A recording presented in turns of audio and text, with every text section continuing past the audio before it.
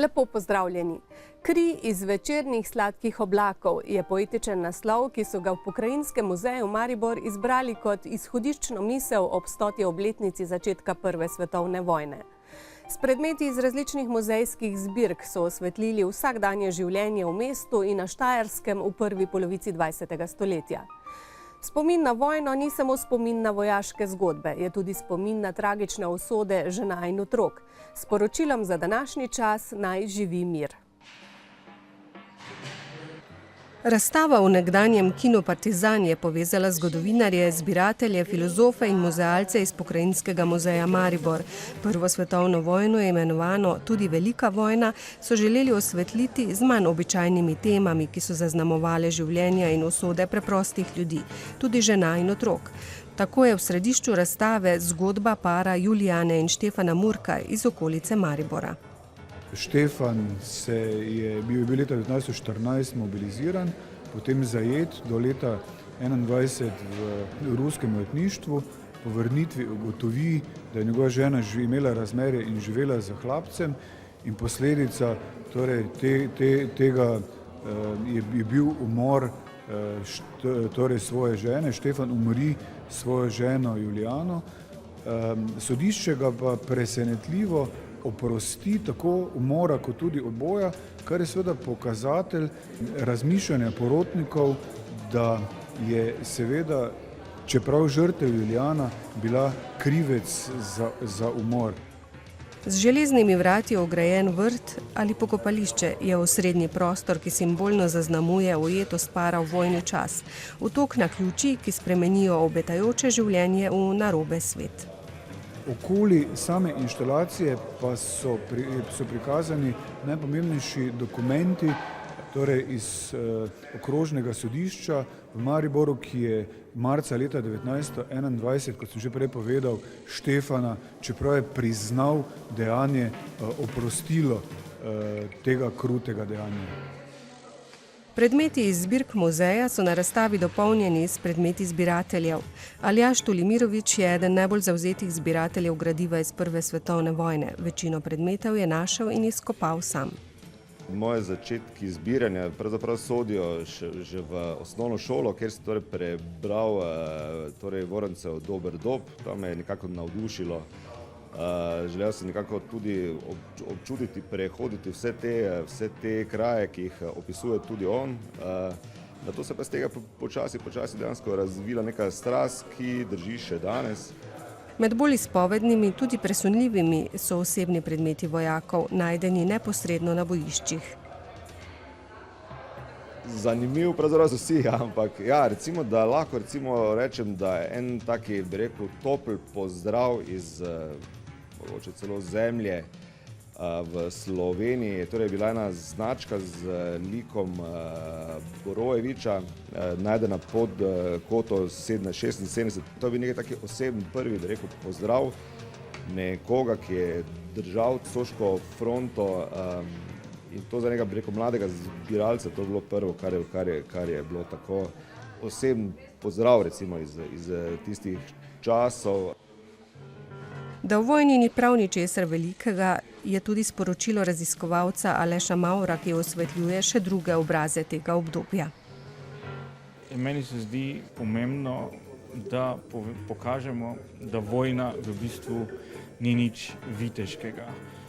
Se pravi, da vojna niso samo strateške odločitve, niso samo briljantni premiki čet na fronti, ampak za vsakim takim premikom je ogromno človeškega trpljenja.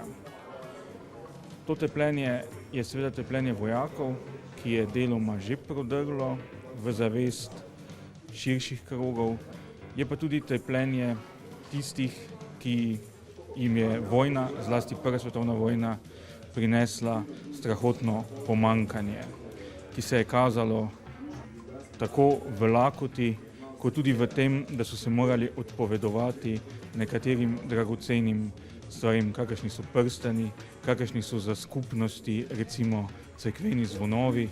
To so bile stvari, na katere ob začetku velike vojne, v katero so ljudje šli z obilno mero navdušenja, ni nihče računal. In to je pravzaprav tisto, zaradi česar je Prva svetovna vojna tako posebna in se je tako globoko zarezala v kolektivni spomin. Sodelovanje Pokrajinskega muzeja Maribor z zunanjimi institucijami in posamezniki pomeni novo usmeritev in spodbudo pri nastajanju novih razstavnih projektov. Mi imamo gradivo iz 20. stoletja, vendar se naše raziskovanje zaključi z koncem 19. stoletja.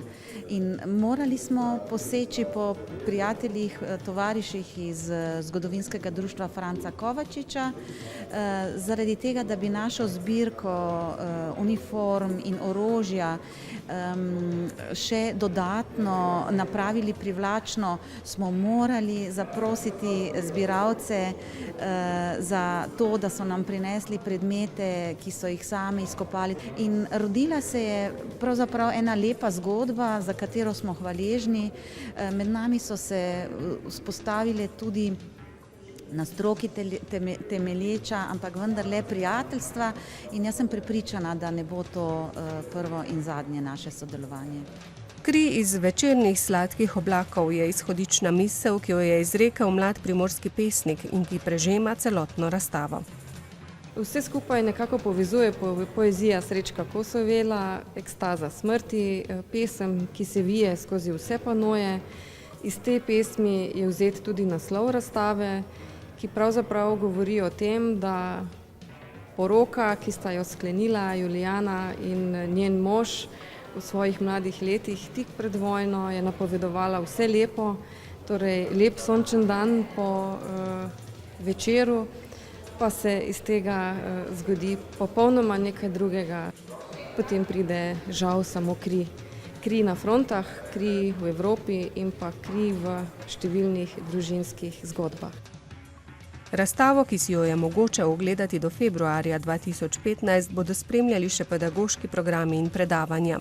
Pod geslom Naj živi mir pa je okoli 400 učencev iz 10 šol ustvarilo številne razglednice, ki so že na ogled v muzeju. Oktobra, v času dnevov evropske kulturne dediščine, pa bodo razposlane po svetu.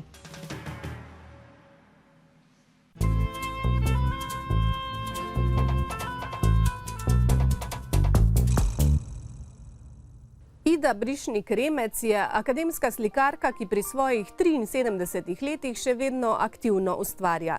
Velika slikarska platna je zamenjala za risbe manjšega formata. Lani je slikarka ustvarila zelo posebno serijo risb z novim motivom in odlično izvedbo. Cikel je naslovila Okna in je na ogled v razstavišču Univerzitetne knjižnice Maribor.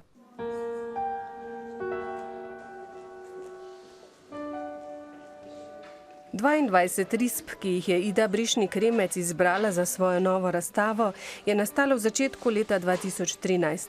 S preprostim naslovom Okna je opredelila motiv, ki jo je pritegnil, v okoliščinah, ki so bile za umetnico zelo posebne. Ta dela so nastala, ko sem bila bolana in sem ležala z vročino in gledala v svoja ateljejska okna. In potem so me začele te oblike okn nekako privlačiti, še posebej bila je zima z zelo visokim snegom, hkrati je pa sijalo sonce in je bila ena taka bleščeča svetloba, je prihajala skozi okna. In ta svetloba je dobesedno požirala okenske okvire, tako da so na nekaterih mestih izginjali, ne?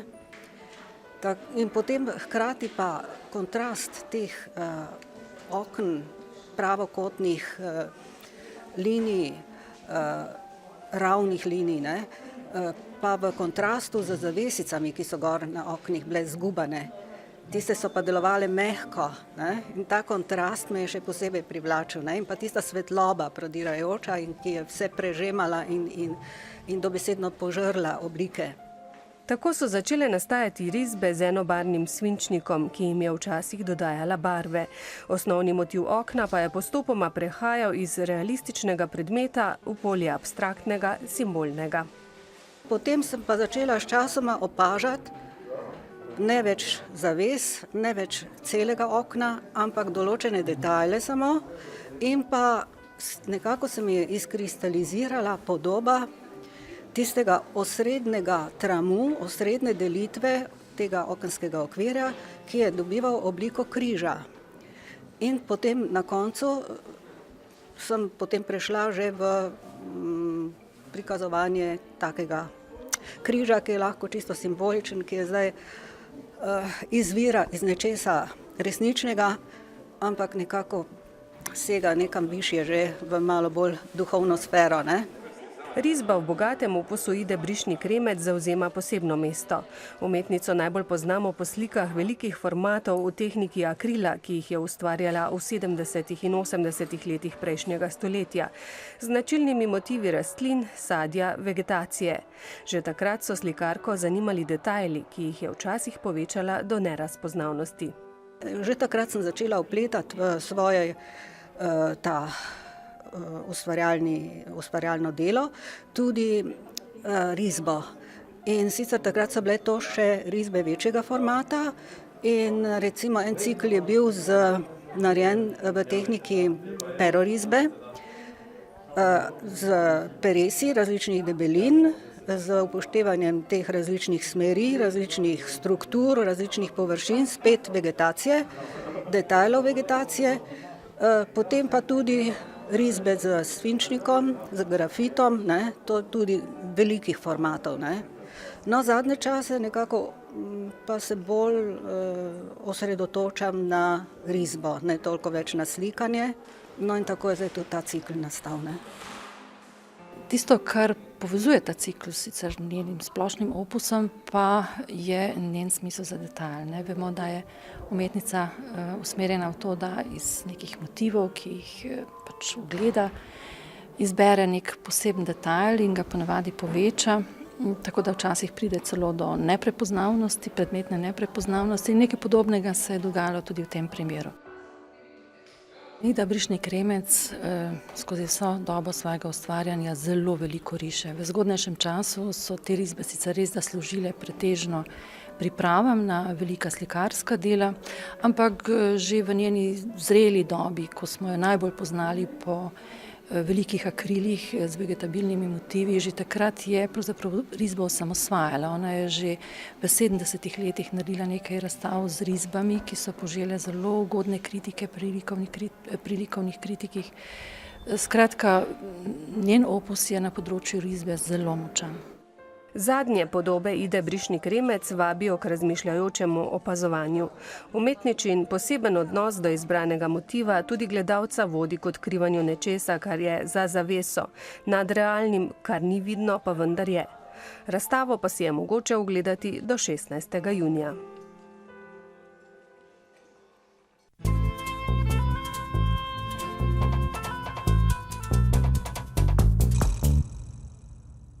Carmina Slovenica, naš najuspešnejši glasbeni korpus, letos obeležuje 50-letnico mladinskega zborovskega petja v Mariboru. S številnimi projekti vse leto nagovarja poslušalce in ljubitelje zborovske glasbe. Z vsemi oddelki in koncertnim zborom so na skupnem letnem koncertu predstavili raznolikost in kompleksnost tega sestava, od vokalnega izobraževanja, zborovskega petja do glasbenega gledališča.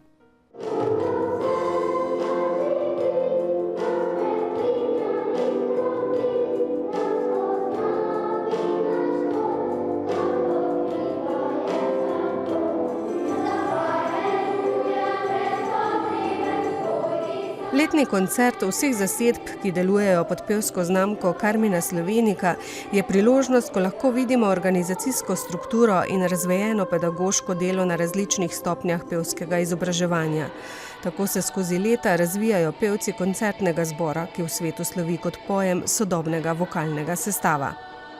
To je ena dolga pot, pospremljena tudi s poukom solopetja oziroma vokalne tehnike, tako da gre za en celovit pristop k izobraževanju pevskega materiala, hkrati pa seveda tudi gibalnega, kot ste videli, so nekatere skupine vključevale tudi dramske in gibalne elemente, kar je pač en zametek tega, kar kasneje vokalno gledališče občasno seveda postavi kot glasbeno-scenski projekt.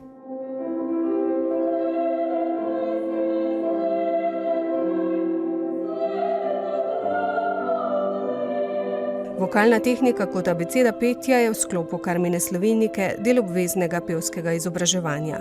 Solopevski oddelek pod vodstvom Simone Raffanelli Krajnc se loteva različnih repertoarjev iz klasične solopevske literature.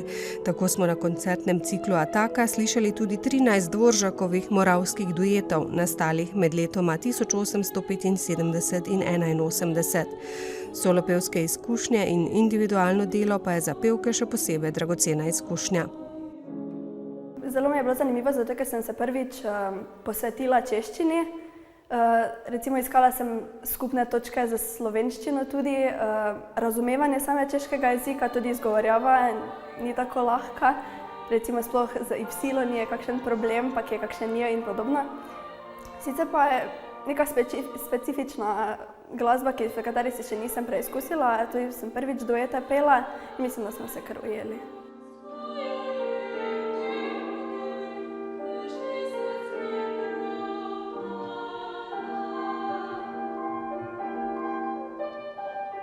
To je bil na začetku zame velik izziv, ker pri zboru pojem alt in pač da od 5-13 pesmi v sopranskem glasu je kar težavno in se je bilo treba dosti vaditi in ogromno vaje je bilo potrebnih za to.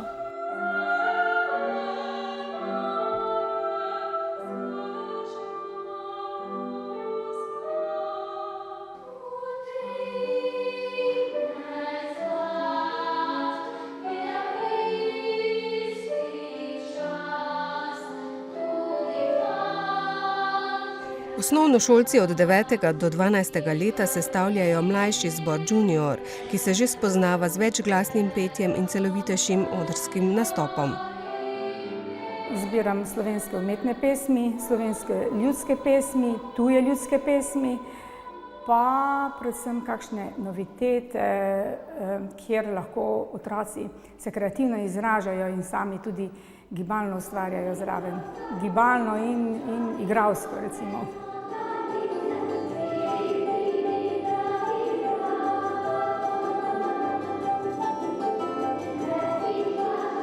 Letos je zbor bil na začetku leta kar precej okrnjen in smo potem na začetku šolskega leta ga okrepili z 10 pevci, tako da kakšnih posebnih gostovanj se letos nismo mogli privoščiti, verjetno pa bomo drugo leto šli zopet na kako mednarodno tekmovanje, ker smo tudi že bili pred 2 letoma v Olomoucu. Naslednje leto bo prav posebno leto, to bo 50-letnica zbora koncertnega Karmina Slovenika, ki ga bomo v jeseni bogato obeležili in da bodo kar pošteno se bomo pripravljeni na to obletnico.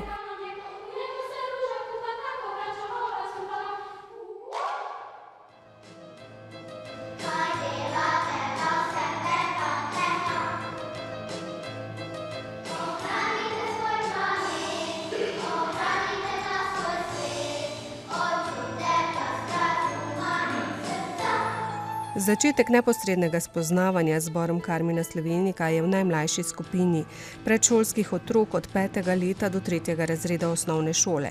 To so prvi stiki z glasbo in odrom. Najmlajših pujev je v tem letu 21.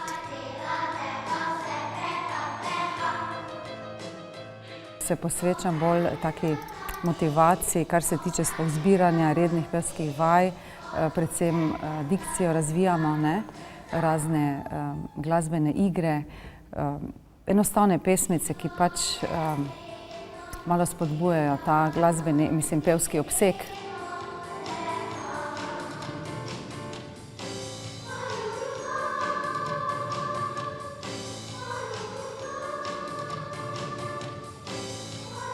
Ob jubilejnem letu, ko v Karmini Sloveniki obeležujejo 50-letnico koncertnega zborovstva v Mariboru, se s številnimi manjšimi pevskimi projekti vključujejo v matično lokalno okolje.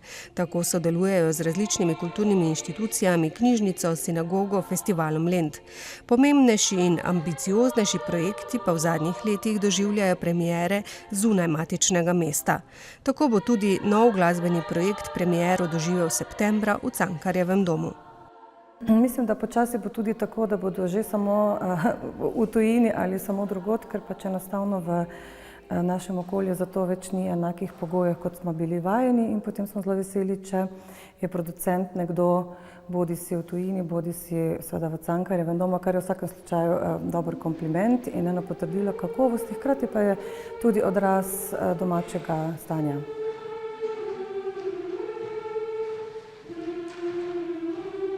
Med večjimi gostovanji je v jubilejnem letu še potovanje v Švico in velika turneja oktobra v Avstraliji. Vsakoletni nastopi po vsem svetu pa so utrdili Carmino Sloveniko kot eno najprepoznavnejših slovenskih kulturnih znamk. Okoli 50 let pa vsako koncertno potovanje obogati z neprecenljivimi izkušnjami. No, to je tudi zagotovo ena izmed velikih prednosti, da kot tako mlad človek lahko doživiš in izkušiš to, da v bistvu vidiš skoraj cel svet preko tega, da prepevaš in stati na tujem odru, na katerem veš, da so že, nastopale svetovno priznane zvezde in občutiti to toploto iz občinstva, to je nekaj neverjetnega. Seveda je tu domače občinstvo, to je naša baza domača, to so ponavadi v občinstvu naši starši, prijatelji, kolegi, tako da tu je zagotovo zmeraj nek tak domač občutek in super sprejem, ampak še toliko bolj pa se mi zdi, da pride to do izraza, ko tudi živiš od ljudi, ki pa niso tvoji v tem pomenu, ampak te, prvič gledajo, prvič poslušajo, pa ravno tako toplo sprejmejo. To je res ena zelo zanimiva in super izkušnja.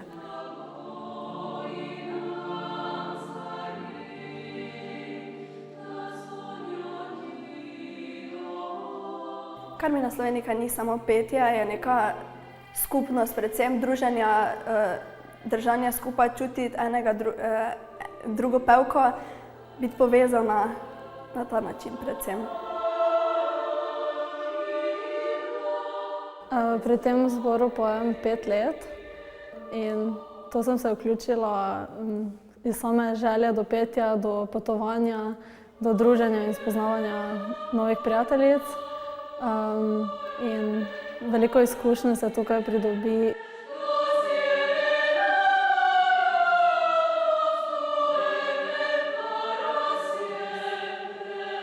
To je zame, način življenja in ne znam si predstavljati svojega življenja in sebe brez Carmine Slovenike, ker me res delovanje v tem zboru tako oblikovalo kot osebo, kot pevko, da kakorkoli se bo že moja pot nadaljevala, vem, da bo to enostavno del mojega življenja za zmeraj, tako ali drugače, ker res to so takšne izkušnje, ki jih mislim, da ne moreš dobiti nikjer drugje, kot pa ravno v takšnem zboru, kot je Carmina Slovenika.